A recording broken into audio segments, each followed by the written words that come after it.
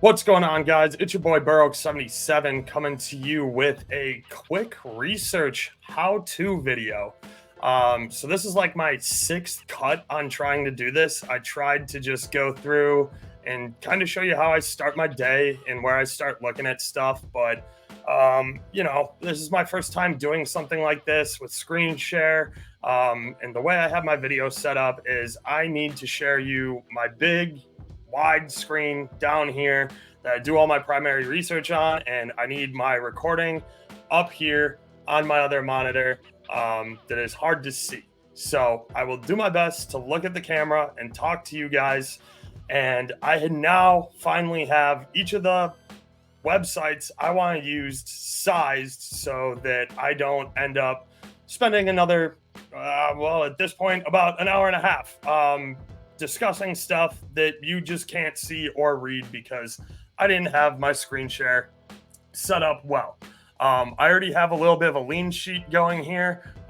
This Jack Flaherty ended up being a play. I already moved on that. I gave it out in Discord, and this is probably going to end up being my play of the day because I really like this, and I really like that we got ahead of some of this number movement. But anyway, I want to show you what it is I look for when I start my research on the board for a day. And Thursdays is a good day to do it.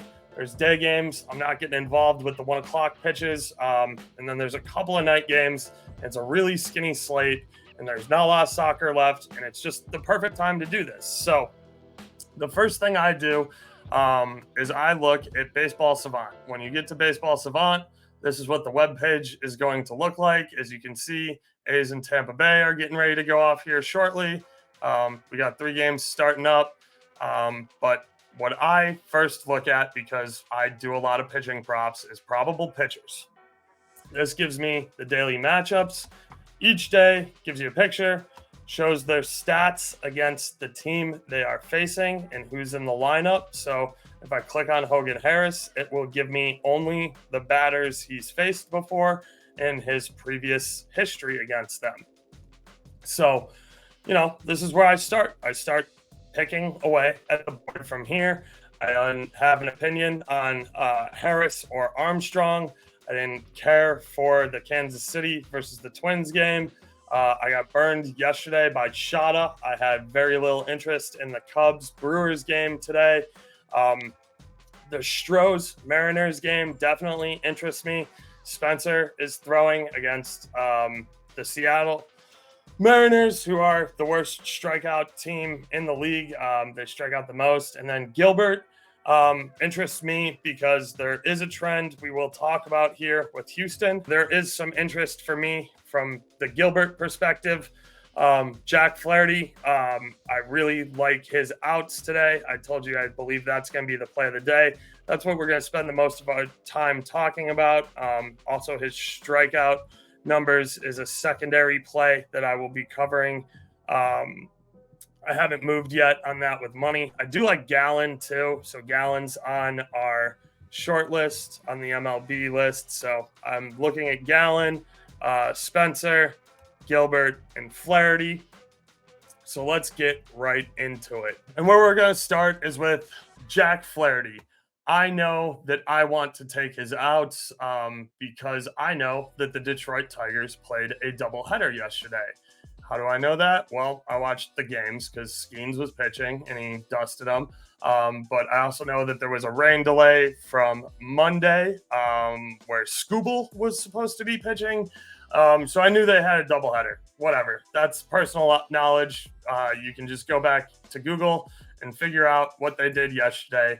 And what do doubleheaders with travel tell me? Well, it tells me that the pen is probably stretched pretty thin.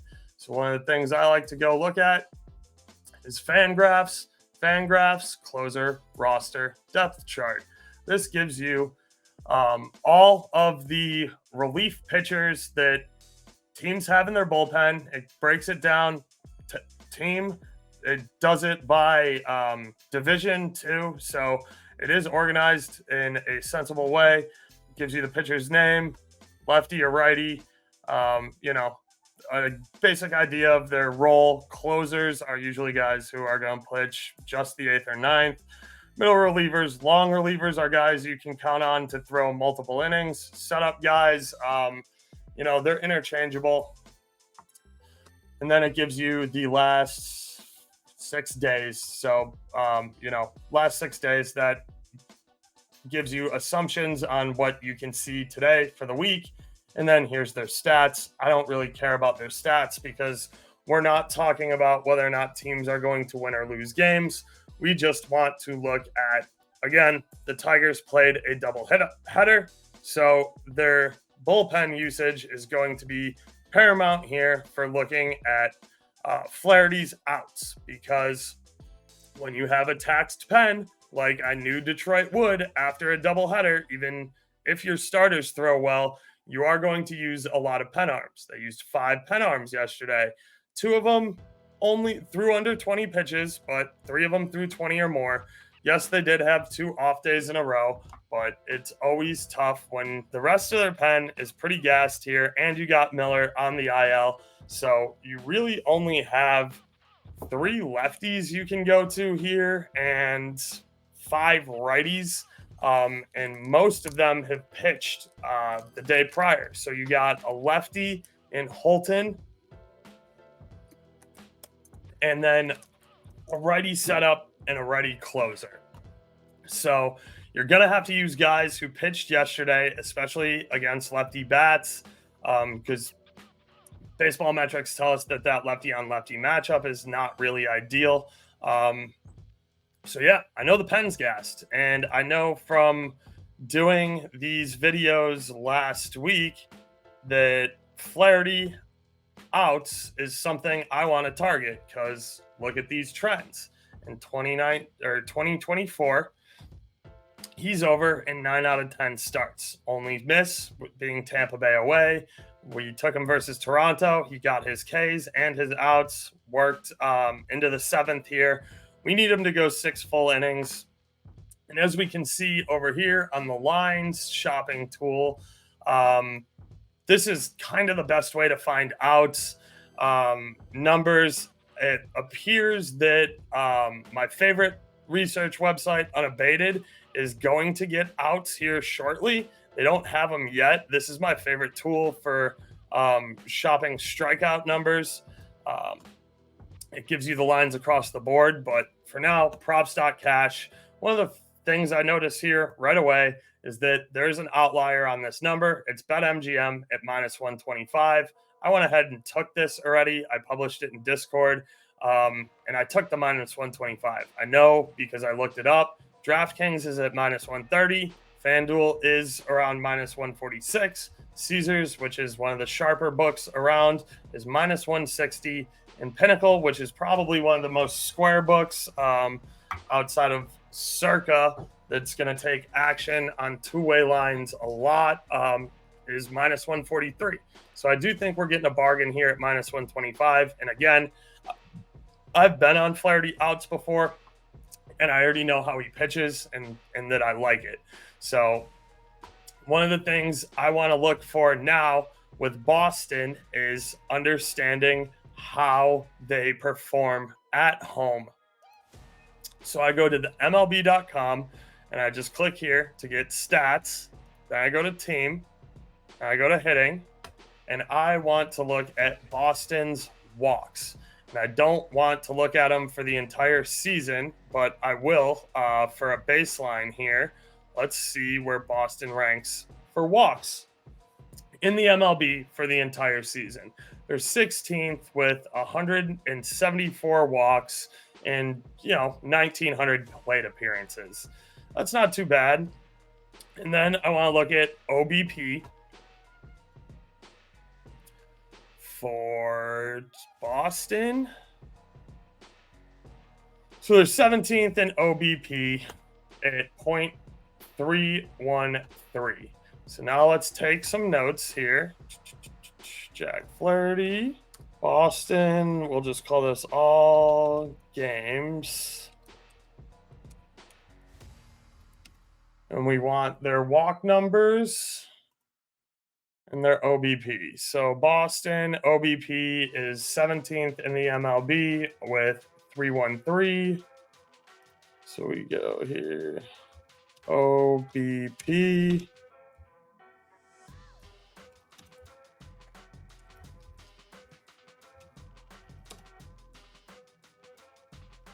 With 0.313. And now we want walks.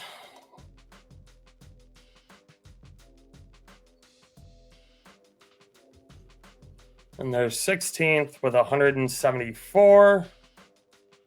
So now we go.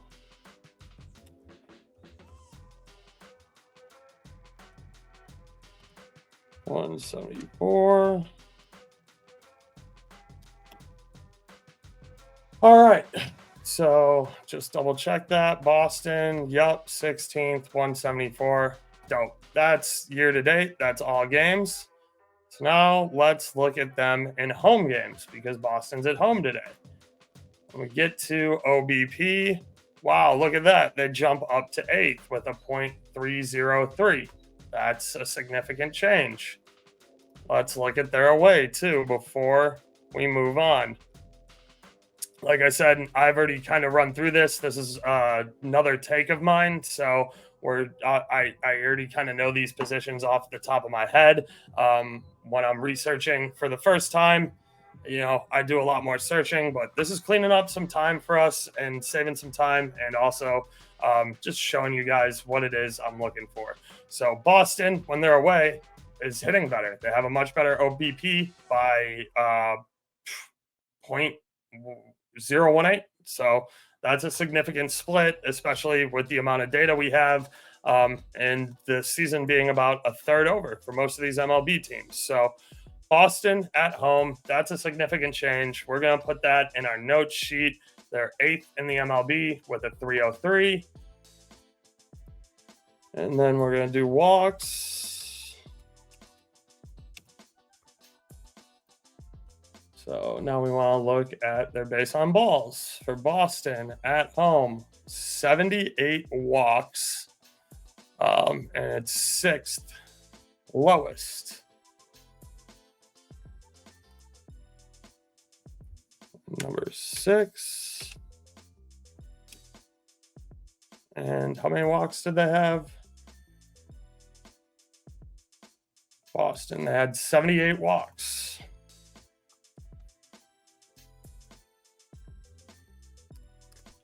Now, I'll show you guys just for reference. I'm not going to end up putting this in my notes because I'll just know that it's significantly higher.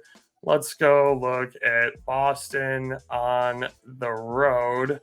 Yep, they're 20th. They're taking a ton more walks and they have better plate discipline here on the road. So getting Boston at home, where they have significantly lower OBP, which is on-base percentage, and they have significantly less walks, that indicates that that's going to be good for Flaherty's outs.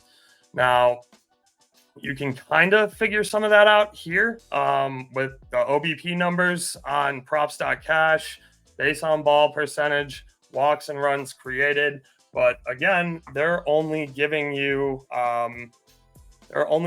these MLB season totals without any splits. I want to look at splits because they give me more detail and they paint a better picture of what it is I'm trying to bet on. So we've covered that I like Flaherty. We have shopped the line here. We've seen some of the historical data this season. We've checked that Boston is worse at home when it comes to OBP and base on balls. We've looked on Fangraphs and we know that the pen is taxed. So let's quickly check covers for the weather today. And I have already done this, like I said, so I know that the weather is good pretty much everywhere in the country. Very little chance of precipitation. In fact, this is the second highest percent chance of precipitation today, and it's at 10%. So Detroit on the road, wind blowing in from the Green Monster, pitcher-friendly park, going to be tough to leave the yard, and it's cool weather. So yeah, I'm really, really liking this outs play. So what do I want to do when it comes to these outs plays and understanding a little bit more about how Flaherty pitches? Um, what I can do is go here to the pitcher matchup and get some of this data from Flaherty. Jack Flaherty. This gives you what I sometimes show on my first slide when it comes to the play of the day.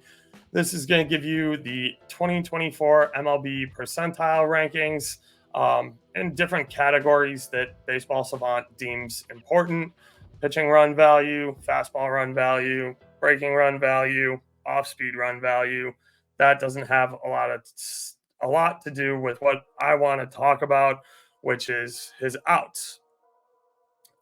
He doesn't have a super high exit velo. He's really good at not allowing earned runs.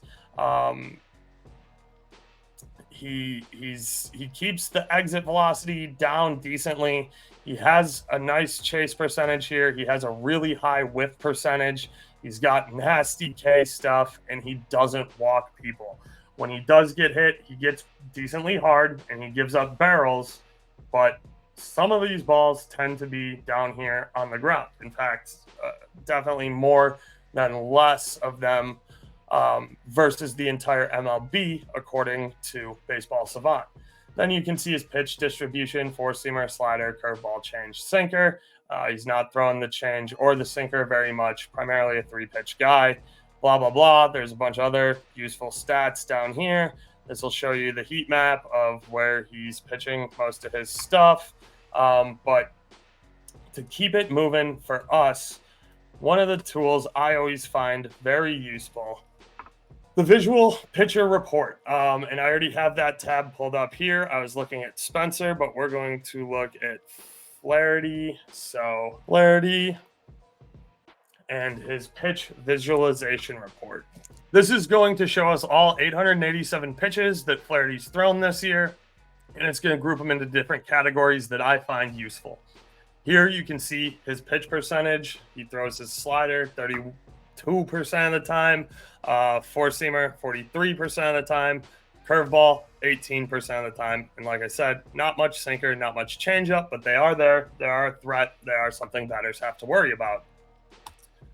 This is going to be the location of his zone. Right-handed pitchers are going to have the least pitches up here, and they're going to have the most pitches down here. That's how your arm moves on the mound. That's how pitching works. Your best control is going to be down and away. And for left-handed pitchers, it's going to mimic up here and down here to the left.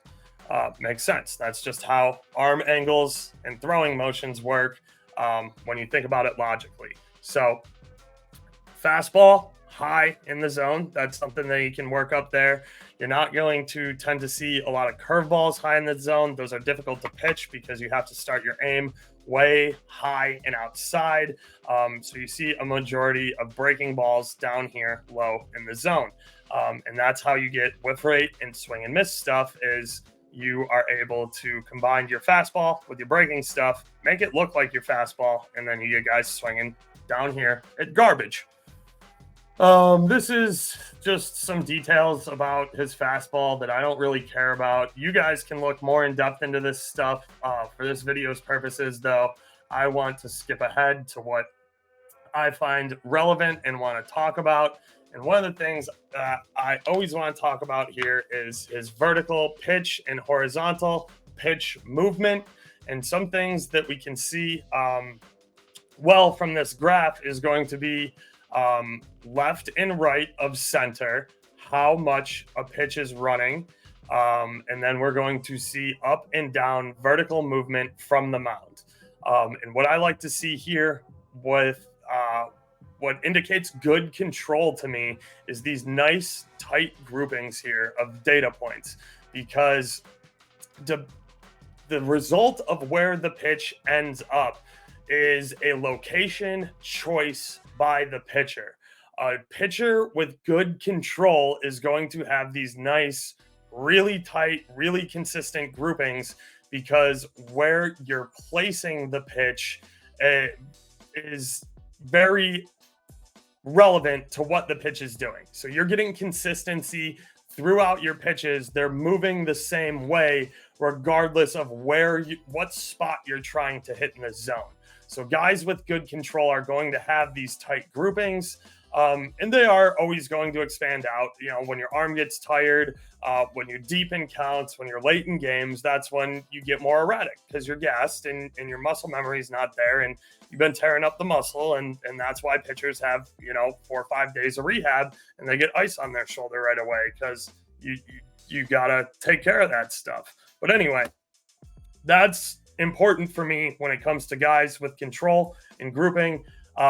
If you see scatter plots like this on fastballs, that means that's a guy without a lot of control. He's up there. He's probably got super high speed, and he might be a bullpen guy, or if he's a starter, he's a younger starter, and he's just, he's trying to learn control, and control is a major thing, especially with guys who we want to see not give up walks, and we want to see go deep into games. Control is super important for that. So anyway, when you go here, this will break it down again by each pitch type, and it will give you versus the MLB average. So his four seams fastball only moves 2 inches towards right-handed batters and drops 16 inches, whereas the league average on movement is 7 inches in and 15 inches a drop. So he's got very similar drop, but his fastball doesn't move. And not having movement is sometimes as much of a problem as having movement and consistent movement. And one of the things this conclusion kind of leads me to is when we look down here, especially with the fastball. So keep in mind the fastball idea here is we're going to look at his release point. Now, his release point is shaded so that his fastball is coming out a little tighter, closer to his body, which is odd for me. Normally you see distributions kind of follow the arm angle here. So yeah, his curve and his breaking stuff is going to be thrown away from his body more, which is a little bit odd because sometimes it tends to be lower arm angle, but this is good info. You can see that his fastball is getting masked in here and layered in with his slider, with his curve, with his change, and with his sinker. Even though he doesn't throw a ton of them, they are layered in here. So this is creating a really nice mask from his fastball to his breaking stuff, which leads me to believe, well, this is why he has absolutely filthy strikeout stuff. Again, I know we're looking at his outs today, but this man absolutely dusts people. He's an elite K pitcher. And why is he an elite K pitcher? Well, it's because his fastball doesn't move, and all of his breaking pitches are coming out of his arm looking like they're fastball. So that's why he's got nasty control with his slider. Again, here. We talk about the tight groupings. It doesn't matter that his break is right on par with the MLB average on 7 inches away, 36 inches a drop, 36 inches a drop. This is just an average MLB slider, but because his fastball has very little break on it and he masks how he throws his slider with his fastball well, it's just super hard to pick up any visual cues on that. Same thing with the curveball. I don't care that it necessarily breaks 4 inches more, which is kind of significant, and it drops 2 inches, which, whatever, that's gravity. I'm not worried about drop nearly as much as break, because break is more indicative of higher spin rate and some other things. But again, 4 inches of break, that's kind of significant. But the big thing is he's masking his throwing position with a fastball that doesn't move much. So that makes it really hard for hitters. And again, a guy with tight groupings like these has good location. So that gives me a lot of good indicators for his Ks and for his outs. Keeping it moving through the pitch visualization report. After we get to our release point, we look at where he's throwing the ball.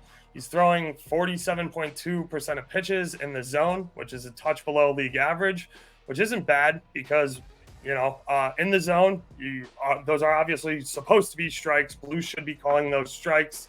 Outside of the zone, you're going to, when you attack it a lot throughout the day, that tends to get Blue to expand his zone a little bit, because after the first couple of innings, if the game's dragging on, we all have stuff we want to do afterwards, and we have other places we want to be at the ballpark working. So you tend to see a little looser zone with umps on starting pitchers the later they work into the game.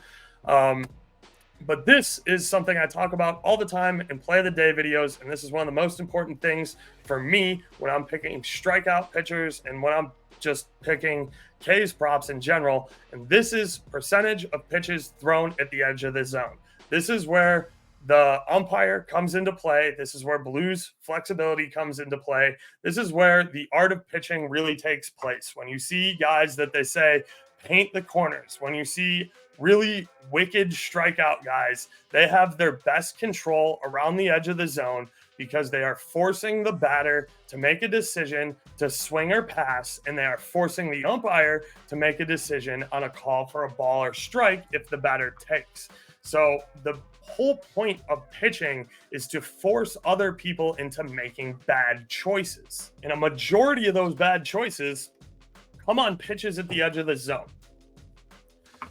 And as you can see here, Flaherty is absolutely elite and nasty. It just dusting people down here at the bottom of the zone, and putting his breaking stuff on there, putting his fastball on location here at the right and left corner and at the top of the zone. This is just some absolutely nasty pitching. He's 44.9% on the edge of the zone, which is 5% above the league MLB league average, which is elite. That's very significant, especially this late in the season when we have so much data. That is a significant shift. And that's why this guy is nasty when it comes to strikeouts. And we can see that here when we go to his swing and miss stuff. They've swung at 446 pitches and missed on 159 of them, giving us a swing and miss percentage that's 10.8% higher than the league average. That's incredibly significant. That's why his whiff percentage is in the top 5% of all MLB pitchers. Then we get to launch angle. This is something I talked about with Flaherty, and this is something, we talked about when we took a quick look. Line drives and fly balls, 56% of the time. So he does get pretty decent ground ball contact here, but is prone to giving up the fly balls and the hanger and stuff that will leave the yard. He doesn't give up a ton of barrels, which is really nice. So he doesn't give up a ton of home runs, but he does have a high exit velo, even on his grounders. This is his spray chart. You can look at this if you want to. The thing I want to talk about most here is pitcher plinko. This is something I find super useful. This is something I find super helpful. This is something I struggle to get into my videos because there's just not a good way to size this to show you how Flaherty's moving through the count, like just happened with that waterfall plinko effect. But it's one of my favorite things because it shows you in what count Flaherty likes to go to certain pitches. 0-0, we can see he's throwing fastball a lot. When he gets into batter-friendly counts, he's really working that slider, and he's really working the fastball at 1-0. 2-0, he's fastball slider only this season. 3-0, it's all fastball. 3-1, slider, fastball. Look, this is giving you balls, strikes, batter-friendly, pitcher-friendly counts. And what I like to see is pitcher-friendly counts. Once you get into these 2-strike counts, you're looking to put guys away. And you should be looking to put guys away. 2-0, you're probably willing to take the risk here with some more of your junk stuff. You're not going to throw fastball as much. Yup, looks like it. We're getting more slider. We're getting more curve. We're getting more slider. We're getting more curve. Now, when you get into tighter counts that are not batter friendly, not pitcher friendly, you got one extra ball to work with here. So you're still getting a pretty good mix of slider curve, but it's almost half fastball. Whereas over here, it's not nearly as much fastball. And then 3-2, this is the payoff pitch. And he's coming at you again with that fastball or with that slider. He's got a really nasty slider that he locates well at the bottom of the zone. That's one of his favorite put away pitches, and that's where he's going when he absolutely needs a strike. Other than 3-0 counts. When he's got 3-0 count, he's going fastball. He's just trying not to get rocked. And if you take it for a ball, who cares? You give up the walk. But when he needs a strike, he's going to that slider. So that's good to know. That's his put-out pitch. And that's something we wouldn't know if we're not looking at his pitcher Plinko. Anyway, I know that kind of gets into a lot of stuff that isn't super necessary when it comes to the play of the day, but this is all the stuff I look at. These are all tools I find super useful, and that's more of what this is as a video more than the play of the day, because I'm going to cut this up and I'm going to find the relevant pieces of information and I'm going to trim that down into about a 3.5 minute video. Try and be shorter than that. I try and keep them around 3 minutes or less, but I still struggle with being able to talk and get my point across as fast as I want to. And that's why I'm making this research video, because I do think these things are important. And if you guys want to see some other stuff, please, leave me a comment. Tell me what else it is you want to see, because I can do batting stuff too. This is going to be, actually, we'll go here because this game has already started. And I am pretty sure I can still get, yeah, I can still get the grand preview here. Okay, so this is how I like to do batting stuff when lineups are released. So I like to get the official lineup. I like to wait for it to load in here to Baseball Savant. It is significantly delayed from what you get with MLB.com. Just by the nature of, Google StatCast needing to tear data from MLB.com to load into here, blah, blah, blah, whatever.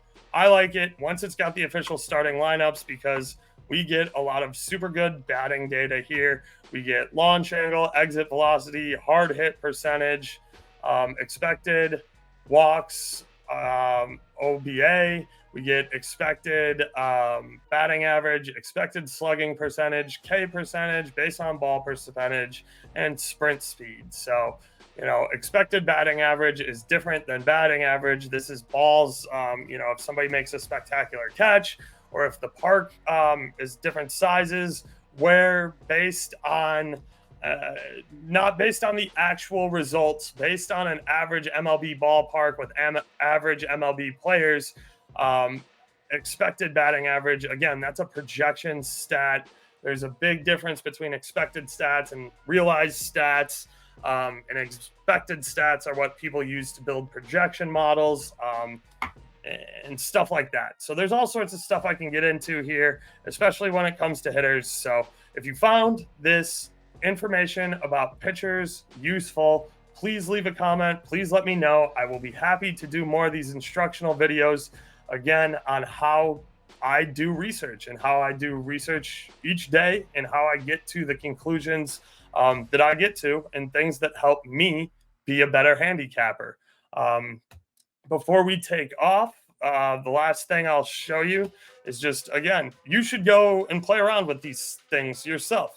There's more information than is useful and that your brain has room for here on baseballsavant.com. It's all about just getting comfortable with the layout and understanding what it is you're looking at, how to navigate it, and where to apply it and when to apply it to bets you're making. So yeah, you can see all sorts of different, visuals here that are just as important as the pitch report. So if you like betting home runs, you can get, or total bases, you're getting expected runs value here. You can see every home run and where it's gone. You can see bat speed here if you're big on exit velo and hard contact stuff. Pitch tracks here. Texture, heat maps, historical stats. And then you can get similar player profiles, hitting signatures. You know, where guys like it. Pitcher Plinko, when this is working, this is a great just standalone version of Pitcher Plinko that I showed you earlier. The thing that bugs the hell out of me is that they changed the color coding. They use the same color coding everywhere else in pitch visualization, but then they changed the color coding on Pitcher Plinko, which is one of the reasons why it makes it difficult for me to use in my videos for play of the day. But it is something I'm constantly looking at. You know, swing and miss profiles, travel schedules, field, you know, looking at the field, looking at heat maps for different batters, you know, looking at defensive positioning, different teammates people have had throughout the season. Go to leaderboards here. You can go to exit velo and barrels. This is super helpful when you're looking at home runs. You know, your typical home run guys are all up here at the top of the list because they're putting the barrel on the bat and getting that thing the hell out of the yard. Expected stats, home runs, percentile rankings. You even have running stats, pitching stats, fielding stats, anything you need. And it's all linked with MLB.com. You're getting official you're getting the official recorded MLB stats, all powered through Google Cloud and StatCast. Again, I don't get anything for fucking promoting this shit. I'm just telling you that this is very good and reliable data. It's not the most timely and it's not instantaneous, but I think it's a great place to learn to get started.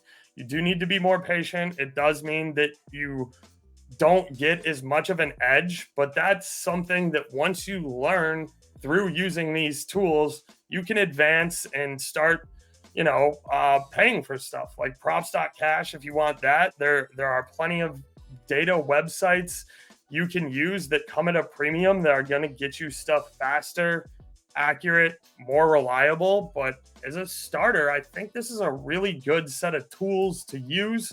And I'm just going to kind of recap it one more time. And then I'm going to wrap this video up and we're going to get out of here. So I know that was probably annoying and I switched through stuff way too much, but whatever.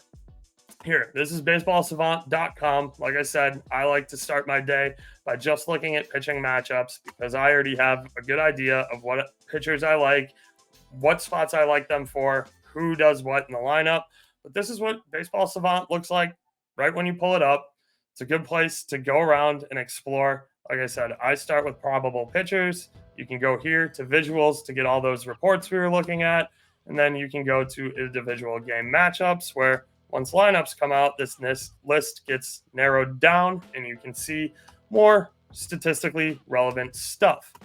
The other tools I use is unabated.com. Unabated is just a really handy free line shopping website. Again, they have odds for money lines, spreads, totals, spreads and totals combined here, / money lines, totals combined here. And then props. They are getting better. They are expanding their props menu. They're not 100% done. Actually, this is a bunch of stuff that just popped up today. Mostly what's been here has been the stuff that has sim next to it, because if you're really good and you make your own projection models, part of the reason you pay like $100 a month or like $650 for the year for Unabated is so that you can directly upload your MLB. If you build your own model and do your own projections, you can directly upload that to Unabated. It'll take your model's stuff into account and then it will spit it out here. And you just basically go through looking to find where you have the highest edge based on your model projections. So that's a really handy tool, but that's way more advanced stuff than we're getting into now. So yeah, earned runs. Okay, they're starting to pop up with Caesars and MGM. Hits allowed, starting to pop up with Caesars, MGM. Boom, pitching outs. This is actually awesome. This is really good because this wasn't here this morning. This is taking a while to get loaded up here. But yeah, as you can see, Flaherty's line already on the move. -145, -154, -179. So yeah, that's why we jumped on Flaherty early. Anyway, this is unabated.com. really good line shopping tool. Props.cash. This is the only thing I showed you guys that is paid. Everything else I've showed you is for free. I can't live without props.cash. I use it for so much. They have NBA, MLB, NHL, WNBA. They have been having the rumor that they're going to have soccer forever. It's a lot. Soccer's a lot. But again, props.cash. They don't pay me. They don't sponsor me. They've sent me some free merch. I do know guys that work there. I'm a huge fan. It's a product that I'm happy to shell out the coin for. MLB.com. Again, here's the main page. MLB.com. Go to stats, and now you can do all the sorting on stuff that I just showed you. It doesn't have to be OBP. You can do slugging, average, strikeouts. This is for player. I like to go to team. This is how I work through MLB.com stuff. Fan graphs, roster resource, closer depth chart. Again, all of these links are pinned in the video descriptions. That's why I always mention it. You can do all of this research yourself. I just wanted to take some time today to show you guys how to do it. So I'm not just saying, well, the links are in the video description. Well, the links are in the video description. Well, those links don't really help if you don't know what it is you're looking at. So trying to explain a little bit of that. But anyway, fan graphs, again, this is something I look at every single day. This is super helpful too when it comes to money lines and overs and unders. Covers, weather, this is just basic. It gets you the weather for each ballpark. If you want a more detailed map of whether or not it is going to rain and when, then you just kind of got to look up where the ballpark's at. You know, the city's always obviously here, but you know, I just go to weather.com and look at a Doppler radar. Again, that's part of something I did previous to this. I used to work for Public Works and tracking storms and snow data in the winter and rain in the summer was really important for my job. So I do have just a way I like to track weather. So that's for me. Team rankings. This is a really good website to show you splits for win-loss, run line, cover percentage, over-under, cover percentage. You can do it after a win, after a loss, home, away, neutral. Neutral's never going to happen. Very rarely happens in baseball. I know we do the Mexico game, and sometimes there's a couple overseas games, but very rare thing. Favorite, underdog, blah, blah, blah. All the splits you can possibly dream up. And then, this will give you date ranges too if you want to go back to previous seasons. Personally, I don't find that useful. And they have a lot of other tools here that you can explore yourself. They do stuff like this for NFL, NBA, MLB, NCAA football, and college men's basketball, which is where I first learned of this website and started just loving it because I am a big college men's basketball handicapper. Anyway, again, here's my note sheet. Crap, we kind of got away from talking about Flaherty's stuff, but that doesn't matter because you will see it in my play of the day video. But yeah, normally what I'm doing, this is just notes. This is kind of a stream of consciousness. I try to start organizing this in a bit better of a way, but most of the time I'm not putting this in a docs file. I'm just putting this in my general baseball chat in Discord so that people who subscribe and people who want to talk sports can kind of see my stream of consciousness and thoughts while I'm whittling through the board, and they can give their input, and that's how we collaborate and work together and find our best plays and end up trying to make as much money as possible. I think that is it. Yeah. So that's all I got. I appreciate you guys tuning in. I hope this was helpful. I hope this helps your research. I'm going to do my best to kind of cut this and edit it together so it's not crap. And we'll see how it goes. Again, please like, comment, let me know what it is that you want to see more of. Let me know what it is you don't care about, and anything I can do to help make your research easier and more effective. Thank you for tuning in. As always, I'll be back with the play of the day video later. Oaks out. Doses.